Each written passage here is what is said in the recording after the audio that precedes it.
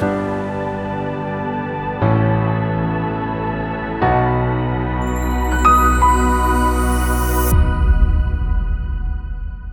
hi again. I hope you enjoyed the lunch. Welcome to the company presentation clinical stage session here at the OAS Israel. I'm Dana Rabinovich. I will be your moderator for this session. We have an exciting lineup of clinical stage companies, so let's dive in.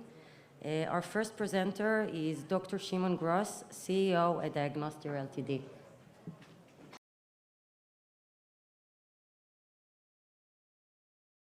Okay, thank you for the introduction, and good afternoon, everybody. In the next few minutes or so, I'll try, it's tough after lunch, but I'll try to tell the story of DiagnoStear. And how do I move to the next slide? Here we go. So, DiagnoStear is a leading ophthalmic company developing and commercializing disruptive diagnostic solutions for better management of eye diseases. And it says in our name, DiagnoStear diagnostic tests are based on analysis of the composition of human tears. And DiagnoStear is a BioLight company. BioLight is the majority shareholder, and Elcam is also a strategic investor in the company. Our core diagnostic point-of-care diagnostic platform is called T-Rex. It's based on a microfluidic collection, non-invasive collection of human tears using a patented unique device, multifactorial or multiparametric assessment of certain biomarkers in the tear film, and intuitive interpretation of the results using smart algorithms which are deployed on the cloud. Results are obtained within less than 10 minutes. And as I was saying, this is a point-of-care device, not to be used in the laboratory, but instead at the doctor's office. Our first indication, or the first product that has been launched, and it is CE-IVD, so it's cleared for sale in Europe and also cleared for sale in Israel. We have the certification of the Israeli Ministry of Health, is for dry eye syndrome, a condition that affects over 350 million patients globally. Once again, the procedure is simple, fast, and intuitive, less than 10 minutes.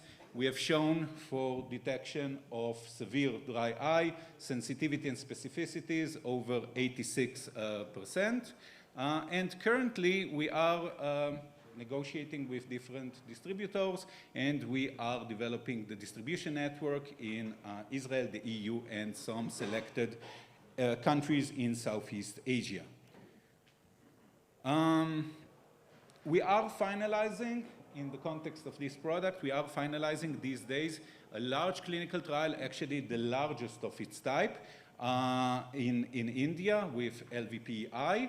And interim data that we have released roughly a year ago shows sensitivity of roughly 80% and specificity of 73% for all severity levels. So from very mild conditions of dry eye to severe cases. And initial data, these days we are doing the biostatistics, and initial data suggests actually that we can identify correctly not only if a certain patient has or does not have dry eye, but also the etiology, if this is evaporative or aqueous deficient. And also, more interestingly, initial data also suggests that there is a correlation between the output of the test, the numerical output, and the level of responsiveness to cyclosporine A therapy. So this is very exciting for us.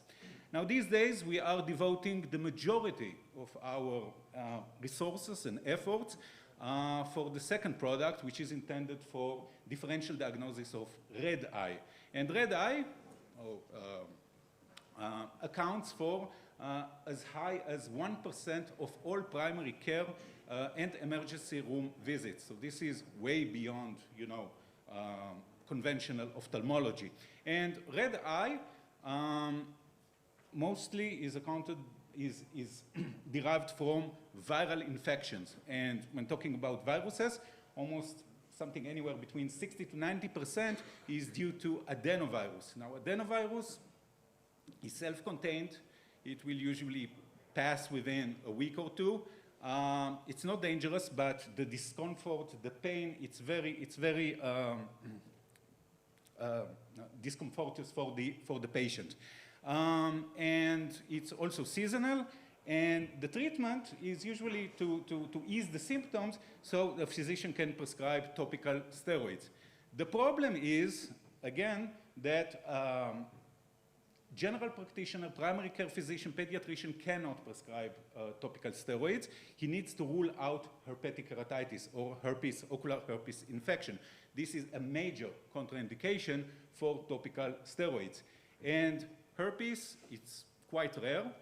1% roughly of the viral infections, and it can cause scarring of the cornea and permanent vision loss. There is currently no point-of-care test for herpetic keratitis, and the treatment is quite simple by cyclovir.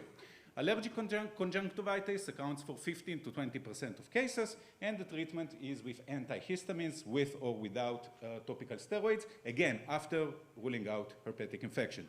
So we are, don't know why it looks like this, but anyway, yeah. So we are developing an innovative point-of-care test for differential diagnosis of herpetic keratitis, adenoviral conjunctivitis, and allergic conjunctivitis. It's based on regular eye swab-based tear conjunctivital fluid collection. It's innovative, one-step, multi-parameter test. Within this context, I wish to thank Nir Sinai and the team at Sinai Medical for their tremendous effort. Qualitative results within 10 minutes. It's for professional use, primarily by general practitioners, primary care physicians, and pediatricians. This project is supported by the Israeli Innovation Authority. And lastly, what I want to say is that for this project, we are seeking collaborations with ophthalmologists that can help us with mostly herpetic keratitis clinical samples, and we are seeking additional investment for clinical trials aimed towards FDA clearance and CLIA waiver. I wish to thank all the wonderful team at DiagnoStear, and thank you for listening.